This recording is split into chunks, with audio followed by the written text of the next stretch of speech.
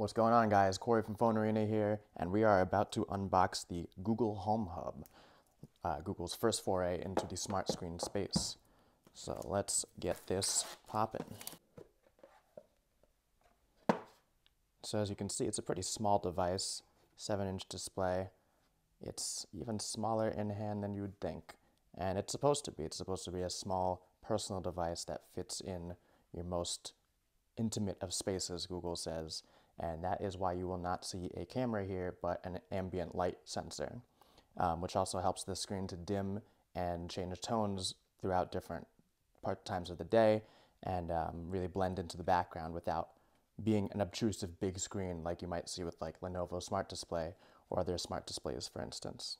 This is the sand color, which is more of a pink. There's also aqua and charcoal and white. So basically blue, gray, white, and pink. Or not pink, as Google likes to call it. But this is called sand. Anyway, you see here you have your 2 mic array. Turning it around, you have volume rocker in the back, and then a microphone on-off switch, as well as your power cable port there. It's a nice light device, and the fabric looks nice on it. Makes it a very homey kind of look. So this will be interesting to see how it actually does fit into your home. It is a single speaker, which is rear facing, so we'll see how that sounds in our testing. Let's see what else is in this box real quick. Put that down there. Okay, let's getting started guides, safety and warranty information, and then of course your power cable, which looks to be a decent length. And that just about does it. So let's power this bad boy up and see what we're looking at. And here we come to setup, which is pretty easy through the Google Home app.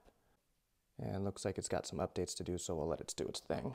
Just like other Google Home devices, you can use your personal favorites in terms of music streaming. No support for Apple Music here, of course. And you can just get those all set up.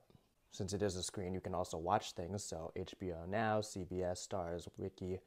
Not a ton yet, but I'm sure more will be on the way. As well as set up with Duo.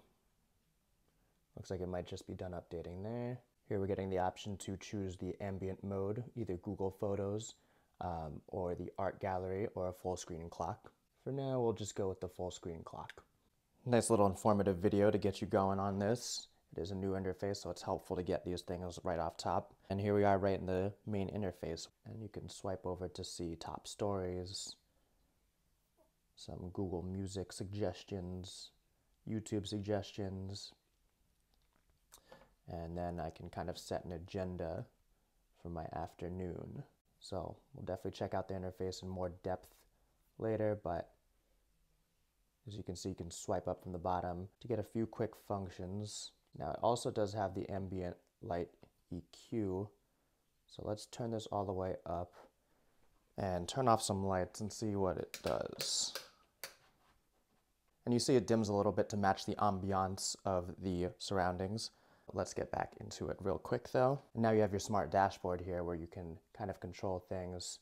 A nice little addition to have, so we'll definitely get into more depth with that. And you also have some media controls here, like your Chromecast enabled speakers and your Google Chromecast. And there's a couple different integrations we'll get into in the full review. But there you have it. That's our unboxing of the Google Home Hub. Stay tuned for a full review. I'm Corey Gaskin with PhoneArena. Thanks for watching.